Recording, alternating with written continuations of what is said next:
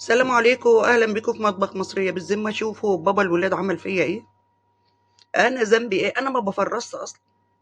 انا مش من النوع اللي بحب الاكل المتفرص في الفريزر. لسه امبارح الست الفلاحه اللي بجيب منها عايزه تروح، راحت ادتني كيلو ونص سبانخ. اقول لها ما فرصت، تقول لي دي جميله. ماشي اوكي. الكرنبايه دي ان شاء الله اعملها بكره عشان نخلص منها. القلقاس دول حوالي 2 كيلو، غير البزله اللي فرطتها وحطيتها في الفريزر. فانت بتعمل فيا كده ليه؟ عايزه افهم.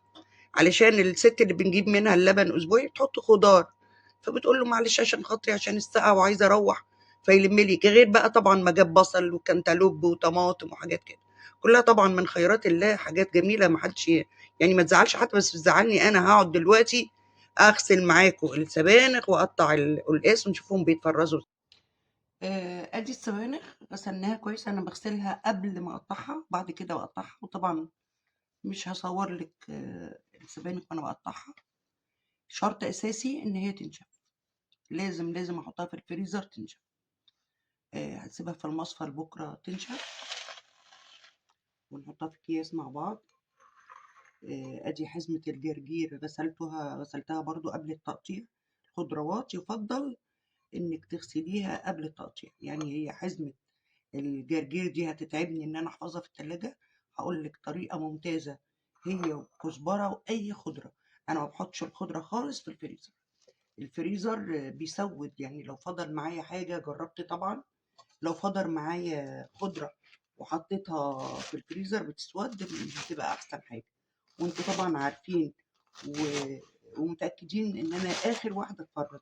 بس ساعات في حاجات بتفضل معاكي. خسارة الحاجة بقت غالية، وخسارة إن احنا نرميها. فكنت بحطها في الفريزر، لقيتها مش أحسن حاجة.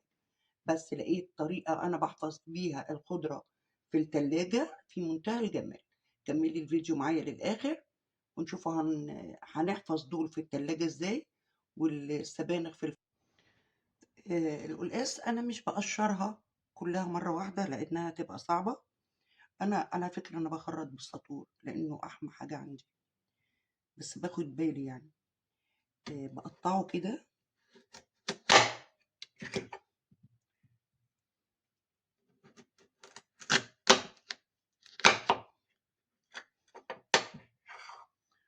أقشره زي البطاطس، بدل ما أقشرها هي كبيرة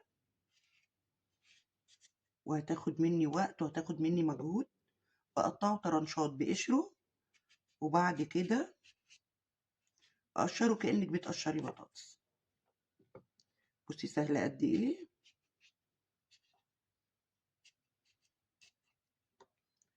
دي حاجة. اخرطه بقى. الصوابع بتاعته ما تبقاش كبيرة مبالغ فيها، وما تبقاش عشوائية. بلاحظ في ناس لما بروح مثلا عند حد بيقطعوا القلقاس كده، مرة واحدة يمين واحدة شمال واحدة. لا، أنا مش بحب كده أصلا. أنا بحب كل مكعب قد التاني على قد ما أقدر يعني. هتفرق ايه؟ هتفرق في التسوية. ما تبقاش حتة كبيرة وحتة صغيرة، حتة مستوية وحتة لأ. والعين طبعا بتاكل قبل البق يعني. خلص الكمية كلها ونشوف هنعمل فيه ايه. انا كده خلصت تقطيع القلقاس. بعمل ايه؟ بجيب مية مغلية احطها عليه 10 دقايق. ليه بتحطي مية؟ دي طريقتي اللي انا متعودة عليها على طول من ايام ماما، هي علمتني كده، الله يرحمها ويسامحها. في بيمسحوه بالليمون، وفي بيمسحوه بالفوطة، وفي الكلام ده كله. كل دار ولها مدار، وكل شيخ وليه طريقة. هسيبه بقى كده 10 دقايق، وبعد كده أفضل أغسله لغاية لما يبقى زي البطاطس. في دكاترة بيقولك المادة اللي احنا بنشيلها دي هي دي المفيدة، بس أنا ولادي مش هياكلوه إلا كده. لأن لو فضل حبة منه تاني يوم المادة دي طبعا بتظهر ويبقى سميك وكده، ويبقى مش أحسن حاجة. اوكي. والقلقاس ليه طرق كتيرة جدا، بس انا ليه احتمال ان شاء الله اطبخ معاكم القلقاس كمان مرة. طيب، دول ايه بقى؟ دول علبتين تلاجة عادي، فرشت فيهم مناديل مطبخ، ما عندكيش مناديل مطبخ أي فانيلا قديمة كده، بس شرط تكون الخضرة بتاعتك ناشفة، ما تبقاش مبلولة. هتقعد معاكي قد إيه في التلاجة؟ أسبوع وأكتر، بس شرط الخضرة تكون ناشفة. طبعا احنا مش هنخلي الخضرة في التلاجة أسبوع، يعني أكيد هنستخدمها، بس دي أحسن طريقة لحفظ الخضرة بره الفريزر. وأدي الكزبرة، هي الست عاطية مصطفى كزبرة كتير قوي، بس هو ايه يعني زي في عنوان الفيديو بقول لكم شوفوا زوجي عمل ايه. هو زي ما تقولوا كده مقلب، بس هو ملا الدنيا خير، ربنا يخليه يا رب ودايما يكرمه. دول اهي نشفت خالص، ناشفه خالص اهي. حط كمان منديل،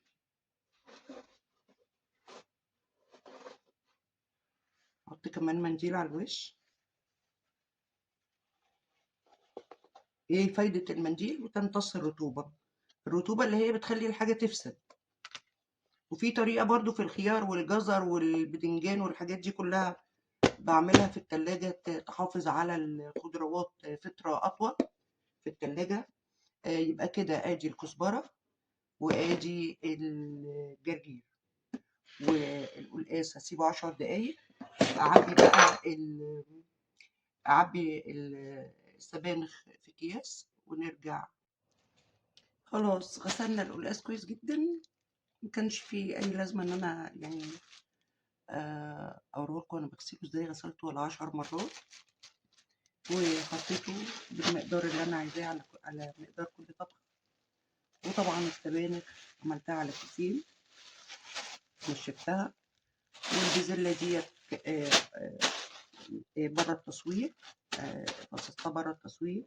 وادي الجرجير طريقه حفظه في الثلاجه العاديه مش الفريزر.